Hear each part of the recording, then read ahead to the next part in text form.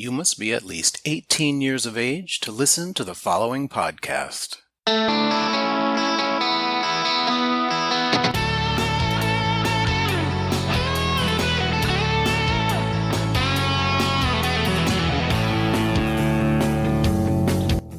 I am Robert Black, and you are listening to Sexual Heroes. My guest today is David P. Wichman. In addition to being a sex, love, and intimacy worker, David is an author, speaker, and entrepreneur passionate about his message. He is respected and well known all over the world to those who seek to renew themselves and explore ways to live a fulfilling life, free of stigma, shame, and fear around sex, love, and intimacy. David, thanks for joining me today. Hey. I'm not going to give any spoilers about your book, but you did release your first book. Congratulations. Thank you. And also congratulations. I understand you were nominated for an award. So do you want to tell us about the book and the award? Sure. I wrote a memoir, which is a pretty powerful story, but I was actually instigated. The catalyst for that was the FOSTA SESTA Act that got passed, and all of the media blitz of sex workers kind of being thrown under the bus because of policy. And so because of that, I wanted to come out and have a voice in the sex work industry. And I didn't really know how, because I thought, well, they're going to come after me for being a drug addict. They're going to come after me for being, having this traumatic experience. And so I thought, well, I have to tell the whole story. And so I spent 2 years writing a book with a co-author, Heather Ebert. Just day before yesterday, I found out that I won as a finalist in the International Book Awards for 2020, which is a really prestigious, at least for me, a really prestigious accolade that says that 2,000 odd books were in the running, and they found that my story had some purpose and meaning. So that was really exciting. It's the fourth award I've gotten so far. So wow, that's great. Yeah. Well, I will tell you, I read the book. No, I devoured the book. Oh, wow. I didn't know that. Did you tell me that? Yes, I did. Oh, I'm sorry. No, that's okay. It was powerful. That's the word you used, and that's the word I would use too. Yeah. Although our stories are totally different, I was there on the ride with you. It was just great. I hear that a lot, actually, from my friend's 75-year-old mother. She's like, I have nothing. My story has nothing in common with you, but I was with you on the ride. I could totally relate. And I was like, really? You can? I'm just surprised at how people find themselves in that book. They find their story somehow, how they can relate and connect. So it's really wonderful. It's really touching, actually. Well, I highly recommend it to everybody. All right, I'm going to list 3 terms. Okay. And then I have a question for you. Okay. Sexual healer, mm-hmm. sex worker, and escort. How are they different? How are they the same? How do they overlap? Oh, they definitely overlap. Tell me the first one again, because I think it was the one I hated the most. Sexual healer. Sexual healer, yes. So, well, I love to talk about this term because I don't really like it for myself. I cringe every time I read it on the back of my book. And that is sort of one of the things that comes with working with a co-author and a publisher and a publicist. And when we write about the author together, they, pick these terms that are most relatable to the general public at large. And my intention, especially telling Heather, I want to cast a wide net. I want to reach as many people as possible. It's like, then you need to use the word sexual healer because it matches. But I don't see myself as a healer. I just see myself as somebody who shows up in the room and sort of facilitates, allows people to be right where they're at, wherever they're at. My clients can be experiencing absolutely no trauma, or could be dealing with something lifelong insecurity that is not going to be addressed in the 1 hour they're spending with me. Right. And if they do resolve a trauma or some sexual hang up or some sort of thing over the years or the months or the hour that they spend with me, it doesn't mean that I had a part in that healing. It means that I've been able to hold this space, open up a possibility for them to do that. And that means that they do the work themselves, that they are truly the healer. And so I feel like it's such an arrogant term. I'm a healer, so that's why it kind of bothers me. So where does sex worker and escort fit in? I love those terms. I think they're very common and they're very basically true. I mean, they're self-explanatory, I mean, as long as you know what an escort is, sex worker is my preferred term. It just depends on, context. But yeah, but that was my it's the one cringeworthy part that I don't know why it bothers me so much about the author on the back of the book. It's not even really that important. I'm glad we're talking about it now then, so you can share your dislike of the term. Right. You have said, or I've seen in writing, you said that you found that you had a calling for this as a sex worker. Yeah. Can you talk about that? When did it start? Why do you feel that it's a calling? That's a really good question. And when I reflect back on my experience as a sex worker, as somebody who has been basically providing sex in a transactional way my entire life, and I think back how far it goes, and if you've read my book, you know how far back it goes, right? So I guess the best way I can put this is I have a friend, Russ Frisella, who is a professional photographer, very famous, and shot all the newscasters and people like that. And he told me one day, years ago, he said, when I was 6 years old, I had a dream and I saw myself holding a camera. And I knew from that moment I wanted to be a photographer. And I pursued it all my life. Well, I never had that dream, but I use that as sort of the template for my calling, because I think a lot of us get caught up in this this idea of what is it that I'm here to do? What's my purpose in life? Why am I? A lot of people, especially in personal growth spaces and stuff like that, they're like, what is my purpose besides the easy answer of being of service and being loving and kind and all those things? What is my ambition? And because I look back and I see how powerful the work is that I've done, how empowered I've become as a result of it, it feels like it's been my calling all along. And I say that with the clarity that it's not something that I always knew. It's not something I had any desire to know. I did and do what I do. It's because it's what I know how to do. It's what I feel compelled to do. And right now, because of COVID, right, I feel so destabilized and so kind of lost because I'm not doing what I love doing. And it just sort of dawned on me the other day, because I take my work for granted so much, that I really miss my clients and I really miss the work. I really miss connecting and touching and being in the room, not to be present for someone else's healing, but just to be there for that connection. It's really, right, at least over the past couple of weeks, has really been weighing heavy on me. And there have been a number of wrenches thrown in the sex worker business, and we'll talk about that. But one thing I'm not hearing from you when you talk about the calling, you say because you love it, but what about the fact that you're great at it? Good one. Yeah, that's what they say. That's what I'm told. Are you? I feel like I'm really good at what I do. I feel like I'm really good and most of the time I, second guessing that constantly. Can I do this? And my ex-boyfriend always says, you could sleepwalk through this, David. Your best clients, how do you think they would describe you and the service that you provide? Oh, goodness. Wow. It's a little embarrassing. I mean, it's not embarrassing. It's actually really wonderful.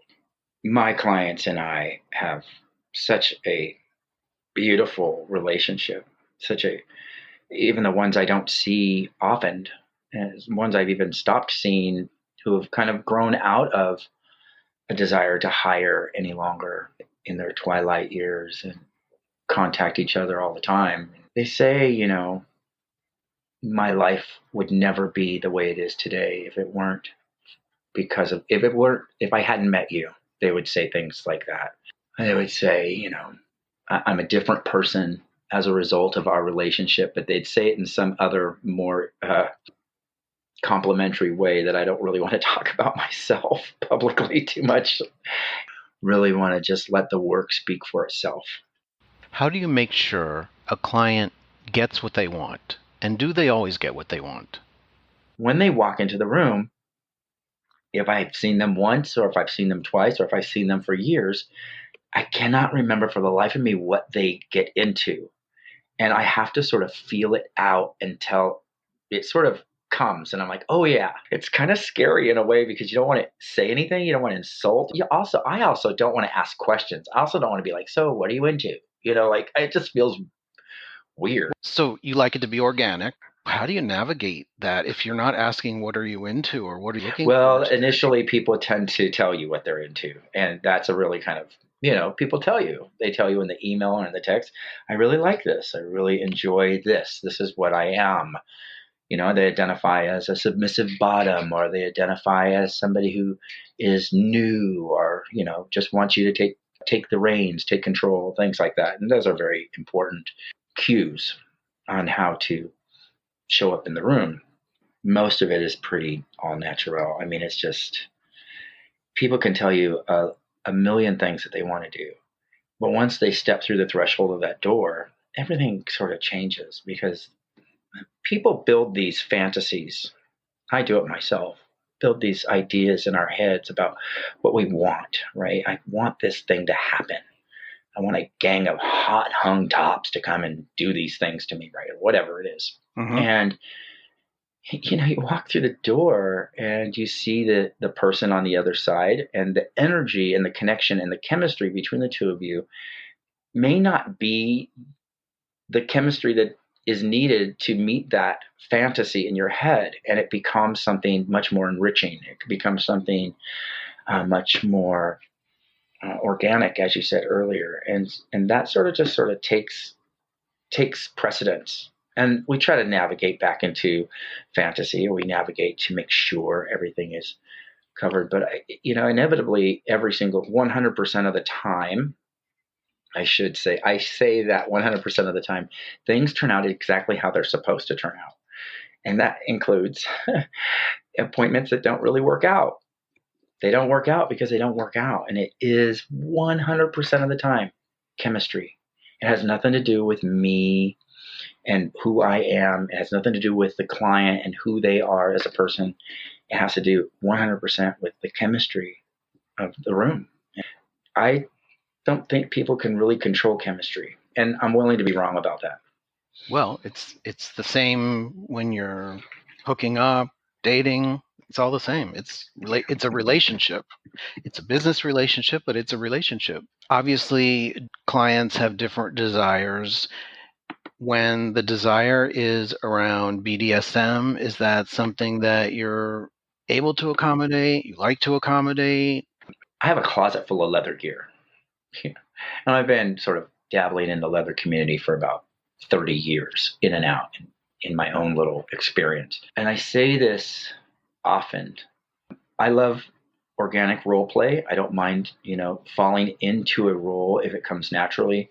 But if you try to hand me a script of something that you want to take place, or all of a sudden I actually had somebody tell me they wanted me to show up and be a vampire and wear a cape and all these things. And I'm just like, I definitely decline those types of appointments. Mm-hmm. I definitely decline that type of scenario because personally it feels, awkward and it feels uncomfortable. And I don't feel like I'm being, and I hate this term more than anything, but I'm going to say it.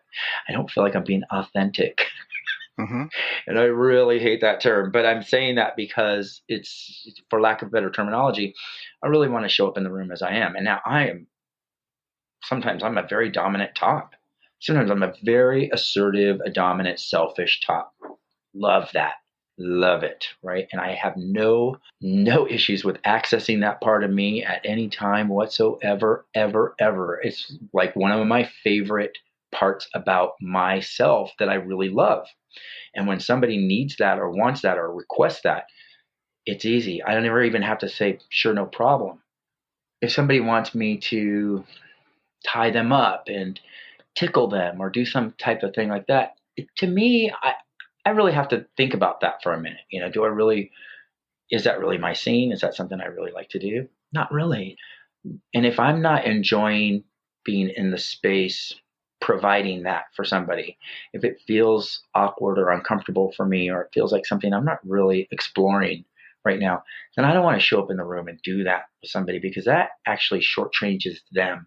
And that also takes that work away from another sex worker who absolutely loves doing that. And for me, and I know a lot of different sex workers, so I'd be more than happy to refer them to somebody who really loves that. And I'd be like, well, I know, Lance Navarro in San Francisco really loves to do that, and would love for you to go see him, and he would really love to see you. So that's the type of ideal that I like to work around, because I'm not going to be the perfect escort for every single client. Well, and that's the way BDSM works. I mean, Yeah. you can't put two players together and just make it work Sure. just because they're into BDSM.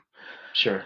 Their interests need to somewhere overlap. You mentioned FOSTA, SESTA, FOSTA, a couple of laws, the Stop Enabling Sex Traffickers Act and Allow States and Victims to Fight Online Sex Trafficking Act, which got passed in 2018, I believe.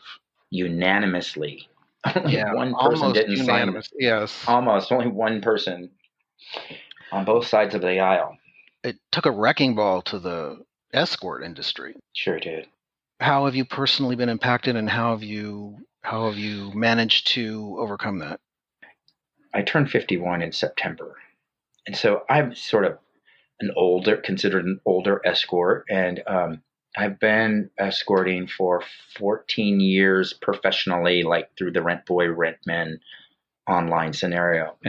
And I have built a clientele. So I was very fortunate. I have already, however, because I've sort of been aging out and not really been prominent, and I have this other business that I do travel. I do adventure travel with my high end clients and stuff. That's been very helpful for me. I'm not able to gauge the impact that it had on my work. However, when I'm doing hourlies, it's funny when I get the emails from old clients and say, "Where are you advertised now?" I'm like, on Rentman. It's the only game in town. It literally is the only game in town.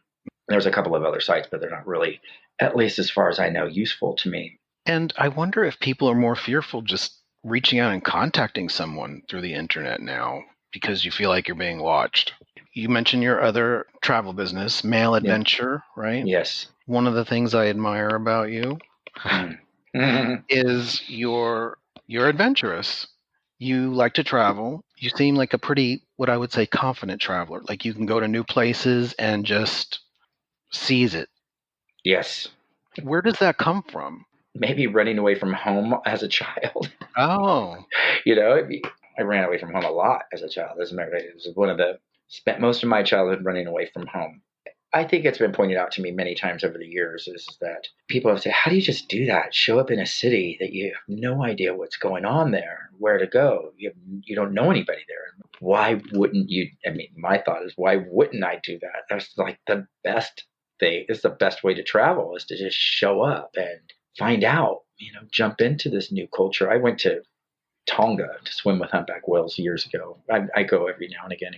The first time I went by myself, and it was really exciting and scary. All these street dogs running around. And I was like, oh, I love all these street dogs. I found out the street dogs are their lilivelihood. They actually, they're a culture. They eat them, but they let them roam free. And then, anyways, I can handle that. I know I couldn't handle it. I'm not never tasted it, never would do that. But it was just interesting. I was like shocked. I was like, oh, how could you? She said, oh, we don't talk about that anymore. This woman I was talking to, who was an expat.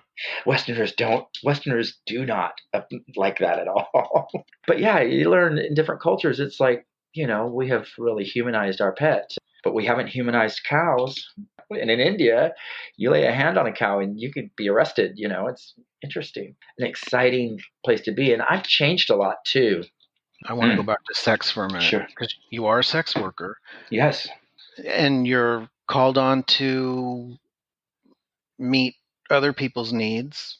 Yes. You don't usually show up and they say, what are you into? I love it when they do that. Okay. Well, good. Because that's what I'm going to ask you right now. Yeah. What are you into? Oh, goodness. I do like the room full of tops fantasy, but I've been there, done that. Next. It's fun. But I'm into so many different things. I have this great partner. We've been together for 9 years. We just ended a triad with our partner that was with us for 7 of those 9 years, who married our houseboy, who was, it's this great, they moved into a house up the street. It's this great relationship. We're still a family, but my partner and I fuck nonstop, like nearly every day, 2 or 3 times a day sometimes. And so I really don't think about it that much, but I also have yeah, it's great. We're both totally versatile, and we're just, after all these years, you'd think, yeah, things would slow down. They have not. They've only gotten crazier, kinkier. We bought an RV, so we were going camping and we're fucking in the bushes and doing all this crazy shit. And it's amazing. And he's so hot and he's so fun. Wow. I think there's a lot of people listening who are going to be pretty jealous when they hear this. I also have a sir who lives up the street who, I kind of explore my little submissive side sometimes. Not often. And it's something I've discovered that I felt like, because I'm so dominant and such a top, and I'm always, fucking deep dicking some boy somewhere or doing some thing like that I need to explore that other side. And there's this whole philosophy around how can you be a good top if you're not a good bottom and all of this stuff. And I'm just like, and I get that. And I believe that's a very valuable statement, and it's true. But I've explored this sort of submissive, complete loss of control, and it's beautiful and I love it. But this is part of me that's sort of like, I don't want to play that role. And this guy, this sir up the street, is so fucking hot. And he's so sweet and he's so kind. I just want to lay in bed with him and just sort of snuggle. That's what I'm into. I'm kind of just into letting whatever happens happen. And just depends on what the chemistry is, I guess. What do you think is the key to sexual fulfillment? The short, long answer is courage.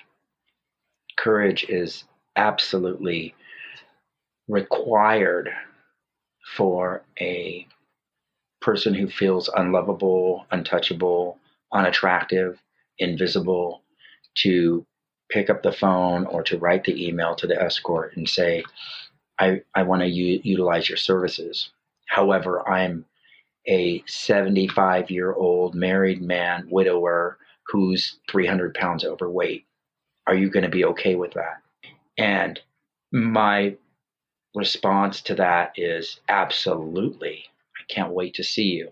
That also bleeds over into our real life experience, is to have the courage to accept yourself right where you are, to show up in the room, and to just let go, right? Really hard. It's a tall order. But sometimes it just takes a little bit of courage to say, okay, I'm going to ask my partner today to fuck my brains out. I'm not going to pray. I'm not going to play some game. I'm not going to manipulate. I'm not going to pretend I'm something I'm not in order to get something that I want. I'm just going to say what I want. And that takes a lot of courage. I'm going to ask my partner, who's 99% total bottom, to please fuck my brains out because I need that right now. It's one of the most important parts of relationships and sex, is to ask for what you want and not get all twisted up in a game, try to be something or achieve something because you think someone's going to say no. That was a very powerful answer.